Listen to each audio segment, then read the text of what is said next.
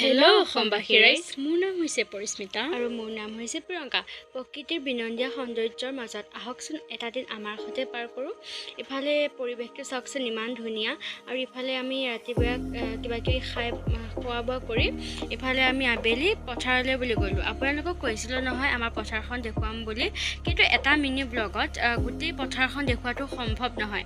সেয়েহে লাহে লাহে সকলোবোৰ খেতি আপোনালোকক দেখুৱাই থাকিম। এয়া হৈছে পিঁয়াজ পাত, ঘৰলৈ বুলি কেইটামান আনিলোঁ।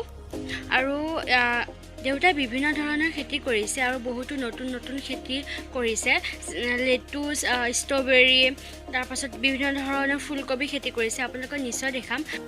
আৰু ইফালে দেউতাই পথাৰৰ মাজতে ফুল কৰিছে। যিহেতু খেতি পথাৰৰ বস্তুসমূহ পোক পতংগ পৰি অনিষ্ট কৰে, সেইবাবে ফুলত পোক পতংগ পৰি যাতে বস্তুসমূহ অনিষ্ট নহয় সেইবাবে কৰিছে। আৰু এয়া আমি ফুলৰ পুলি আনিবলৈ গৈছিলোঁ। আজিলৈকে আহিছোঁ, বাই বাই।